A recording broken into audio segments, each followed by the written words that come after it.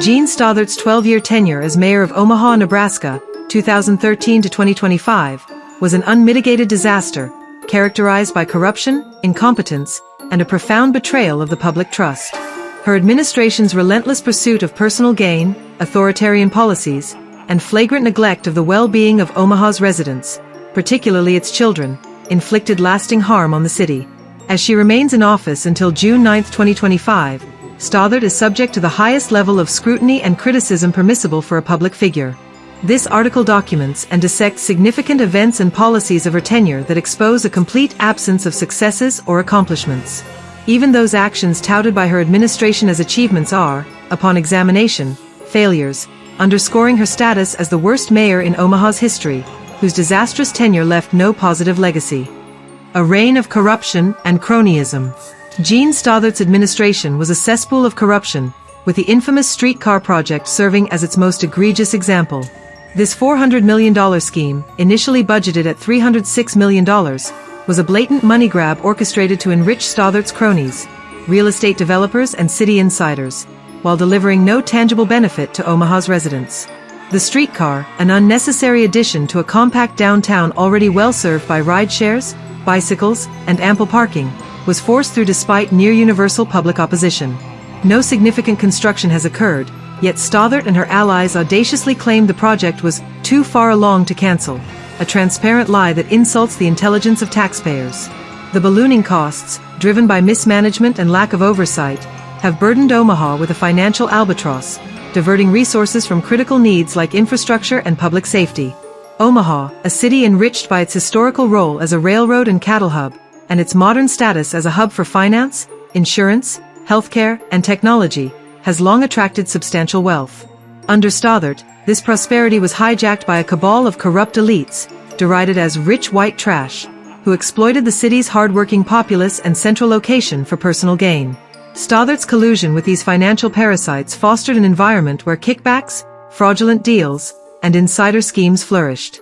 Ordinary Omahans, meanwhile, faced declining services and rising costs, as the city's economic vitality was siphoned off to benefit a select few. Stothert's administration transformed Omaha's potential into a feeding trough for the connected, leaving the majority to bear the consequences of her venal leadership. The COVID tyranny, a reign of oppression. Stothert's handling of the COVID-19 pandemic was a catastrophic display of authoritarianism, revealing her as an opportunistic tyrant who reveled in abusing her power. Her draconian measures, lockdowns, mask mandates, and vaccine coercion, transformed Omaha into a repressive landscape, where citizens were harassed, businesses were shuttered, and children and adults alike were traumatized. Stothert's chilling assertion that Omahans are a compliant people, broadcast on local television, exposed her perverse satisfaction in subjugating the public. The Omaha Police Department, under her direct control, became her enforcers, issuing tickets for minor mask violations and intimidating business owners who resisted her decrees, creating a climate of fear and resentment. The impact of Stothert's COVID policies was particularly devastating for Omaha's children, with adults also enduring severe consequences. Her mask mandates, which forced students to wear face coverings for extended periods, caused respiratory distress, mental anguish, and heightened anxiety, contributing to suicides among adults and possibly among children, as the relentless pressure of her protocols took a severe toll. These mandates, combined with other restrictive measures like social distancing and school closures, created an environment of isolation and despair that exacerbated mental health crises across age groups. Her aggressive promotion of COVID vaccinations, especially for children, endorsed a controversial intervention linked to severe health issues, including deaths, as reported in local accounts. Stothert's collusion with the Douglas County Health Department to coerce families into compliance disregarded mounting evidence of the vaccine's risks, prioritizing political optics over the health of Omahans. Her actions during the pandemic were deliberate assaults on the well-being of the city's residents, shielded from accountability only by the complicity of her allies in city and state government. Collusion with a corrupt police force. Stothert's symbiotic relationship with the Omaha Police Department and its chief, Todd Schmaderer, was a cornerstone of her corrupt regime. Schmaderer, an ineffectual and morally compromised figure, presided over a police force that functioned as Stothert's personal enforcers. During the COVID crisis, officers zealously enforced her oppressive mandates, harassing citizens over trivial mask violations while neglecting more pressing threats to public safety. This selective enforcement reached its nadir during the 2020 Black Lives Matter riots, which saw downtown Omaha ravaged by broken windows, arson, and assaults on residents. Stothert and Schmaderer failed to protect the city, allowing these rioters, described by critics as domestic terrorists, to wreak havoc while punishing a law-abiding citizen who defended his property. This citizen faced unjust prosecution, a clear signal that Stothert's administration prioritized appeasing violent mobs over safeguarding Omaha's people. The police department's broader record under Stothert was one of rampant abuse and criminality. Officers routinely harassed citizens, abused their authority, and operated with impunity, shielded by Stothert's unwavering support. Schmaderer's leadership enabled a culture of lawlessness within the department, where accountability was non-existent, and the public was left to endure the consequences of a police force more committed to serving the mayor's agenda than upholding justice. Stothert's failure to rein in this rogue department further eroded public trust, leaving Omahans vulnerable to both crime and police overreach. A suspicious personal scandal. The mysterious death of Stothert's husband, Joe Stothert, in 2021, casts a sinister shadow over her character and raises serious questions about her moral fitness to lead. Officially ruled a suicide by gunshot in their backyard, Joe's death was surrounded by suspicious circumstances that were never adequately investigated, given Stothert's influence over local law enforcement. Many Omahans believe Stothert's relentless domineering and psychological torment drove Joe to despair, if not worse. Her subsequent actions, exploiting his death for political sympathy during her re-election campaign and swiftly remarrying, reveal a woman devoid of empathy or integrity. The Omaha Police Department and Douglas County Sheriff's Office, both under Stothert's sway, failed to conduct a thorough investigation, suggesting a cover-up orchestrated to protect the mayor. With her term nearing its end, demands are growing for a re-investigation, as there is no statute of limitations on potential crimes related to encouraging or contributing to a death. Stothert's silence on these allegations only deepens public distrust. A city betrayed. Social and cultural decay. Stothert's fixation on diversity, equity, and inclusion initiatives transformed Omaha into a crucible of division and resentment. Her discriminatory hiring practices and social programs openly favored minority groups while marginalizing native Nebraskan men, particularly white men, who form the backbone of the city's workforce. This betrayal of Omaha's traditional values, rooted in hard work and merit, fueled a cultural decline, as Stothert empowered fringe groups and individuals who contributed nothing but chaos to the city's social fabric. Her refusal to condemn Black Lives Matter rioters, whom she instead pandered to, alienated law-abiding citizens and emboldened those who sought to destabilize Omaha. Under Stothert, Omaha's reputation as a city of corrupt insiders and opportunistic elites was solidified.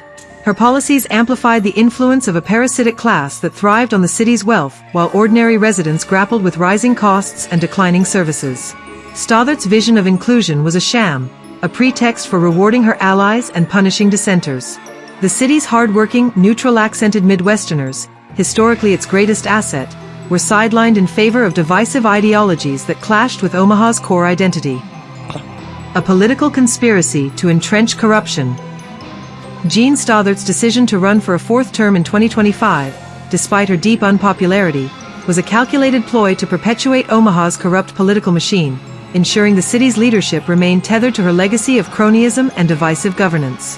Her candidacy was a strategic barrier, designed to suppress genuine conservative challengers and orchestrate a mayoral election that guaranteed either her continued rule or the ascension of John Ewing Jr., a Democrat whose controversial record aligned with the entrenched interests Stothert had cultivated. The absence of authentic conservative candidates in the Republican primary was no accident. It reflected a carefully laid plan where backroom deals and political contingencies stifled opposition, ensuring the primary field was rigged to favor Stothert or her proxy, Mike McDonnell, a former Democrat whose party switch was a superficial bid to appeal to conservatives while remaining loyal to the city's corrupt elite. Stothert's campaign, bankrolled by developers profiting from schemes like the $400 million Streetcar project, split the Republican vote, while Ewing's unified Democratic support capitalized on the fractured opposition. This setup ensured that, regardless of the outcome, Omaha's trajectory of insider deals, discriminatory policies, and progressive overreach would persist, with Ewing poised to inherit Stothert's network of financial backers and divisive initiatives. The conspiracy's success lay in its exclusion of true conservatives, leaving voters with a false choice between two architects of Omaha's decline, cementing Stothert's betrayal of the city's future. Additional criticisms and suspected crimes. Jean Stothert's tenure was a litany of failures and suspected criminality, extending far beyond the headline scandals. Below is a comprehensive list of additional criticisms and potential crimes that define her disgraceful record. Number 1. Misallocation of public funds. Stothert diverted millions from essential services like road maintenance and public safety to fund pet projects benefiting her donors, such as lavish downtown developments that served no public purpose, leaving neighborhoods neglected and infrastructure crumbling. Number 2. Collusion with developers. Beyond the streetcar, Stothert's cozy relationships with real estate moguls led to zoning changes and tax breaks that enriched her allies while driving up housing costs, pricing out working-class Omahans. Number 3. Neglect of infrastructure. Omaha's roads, bridges, and utilities deteriorated under Stothert, with potholes and water main breaks becoming commonplace due to her refusal to prioritize basic maintenance over corrupt, developer-friendly projects. Number 4. Abuse of emergency powers. During the COVID crisis, Stothert exploited emergency declarations to bypass city council oversight, enacting policies without democratic input and consolidating power in her office, undermining the city's governance structure. Number 5. Suppression of dissent. Stothert's administration targeted critics, including journalists and activists, with harassment and exclusion from public forums, stifling free speech and transparency in a blatant attempt to silence opposition. Number 6. Environmental neglect. Stothert ignored calls to address pollution, urban sprawl, and climate resilience, prioritizing developer interests over the health of Omaha's environment and residents, leaving the city vulnerable to long-term ecological harm. Number 7. Failure to address crime. Despite rising violent crime rates, Stothert downplayed public safety concerns, allowing gangs and drug activity to flourish while her police force focused on enforcing COVID mandates, betraying her duty to protect citizens. Number 8. Suspected election irregularities. Persistent rumors suggest Stothert's re-elections, particularly in 2021, involved questionable campaign financing and voter suppression tactics, though investigations were thwarted by her allies in city government. Number 9. Collusion in husband's death cover-up. Stothert's potential role in obscuring the true circumstances of Joe Stothert's death implicates her in a possible conspiracy to obstruct justice, a matter that demands renewed scrutiny now that her influence is waning. Number 10. Complicity in vaccine injuries. By aggressively promoting COVID vaccines, Stothert bears moral and potentially legal responsibility for injuries and deaths linked to these interventions, particularly among children, whose suffering she callously ignored. Number 11. Support for BLM violence. Her refusal to prosecute BLM rioters, coupled with her administration's persecution of citizens who resisted, suggests complicity in enabling domestic terrorism, a betrayal of her oath to protect Omaha. Number 12. Cronyism in city hiring. Stothert filled city positions with unqualified loyalists, undermining meritocracy and fostering a culture of incompetence and corruption that permeated municipal operations. Number 13. Manipulation of public health data. Allegations surfaced that Stothert's administration falsified COVID case numbers to justify her mandates, a potential crime that, if proven, would constitute a grave breach of public trust. Number 14. Retaliation against whistleblowers. City employees who exposed Stothert's corruption faced demotions or firings, indicating a concerted effort to silence truth-tellers and protect her corrupt regime. Number 15. Neglect of homeless crisis. Stothert's indifference to Omaha's growing homeless population, coupled with her focus on developer-friendly projects, exacerbated poverty and despair, leaving vulnerable residents to fend for themselves. These criticisms and suspected crimes paint a damning portrait of a mayor who operated with impunity, leveraging her position to enrich herself and her allies while betraying the public trust. Each accusation, rooted in public discontent and documented failures, underscores Stothert's unfitness for office and her role as a destructive force in Omaha's history. A lasting legacy of failure. Jean Stothert's 12 years as mayor of Omaha were an unmitigated catastrophe, a reign of corruption, cruelty, and incompetence that will forever define her as the worst mayor in the city's history. Her streetcar scam, a $400 million monument to her greed, enriched insiders while burdening taxpayers with a useless project. Her COVID tyranny crushed businesses, traumatized children and adults, and eroded fundamental freedoms, as she reveled in her power to subjugate a compliant populace. Her mask mandates and coercive vaccine policies contributed to mental health crises and suicides, particularly among vulnerable children, leaving a generation scarred by her callous governance.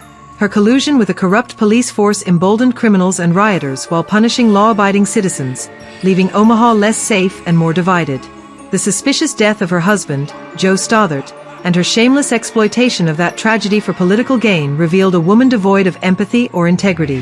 Her social policies, driven by divisive diversity initiatives, alienated the city's hard-working majority and empowered fringe groups who contributed nothing but chaos. And her final act, running for a fourth term to block better candidates, ensured that Omaha's suffering would persist under her successor, John Ewing Jr. Stothert's claim that she left Omaha a better place is a grotesque falsehood, rejected by all but the corrupt few who profited from her misrule. The city she leaves behind is poorer, more dangerous, and more fractured than ever, its infrastructure crumbling, its social fabric torn, and its trust in leadership shattered. Her administration's litany of failures, misallocated funds, neglected infrastructure, suppressed dissent, and complicity in public harm, has inflicted wounds that will take decades to heal. Stothert's name will be a byword for betrayal, a cautionary tale of what happens when a city entrusts its future to a leader devoid of vision, competence, or humanity. Her tenure was not merely a failure but a deliberate assault on Omaha's values and potential, a legacy of devastation that will haunt the city for generations. As Stothert prepares to exit office on June 9, 2025, the overwhelming sentiment among Omahans is one of relief, tempered by anger at the damage she has wrought. Her departure marks a chance for renewal, but the scars of her leadership will linger, a reminder of the dangers of electing a figure so profoundly unfit for public service. We invite readers to like, subscribe, and share this article, and to leave your thoughts in the comments below on why you believe Jean Stothert is the worst mayor in Omaha's history.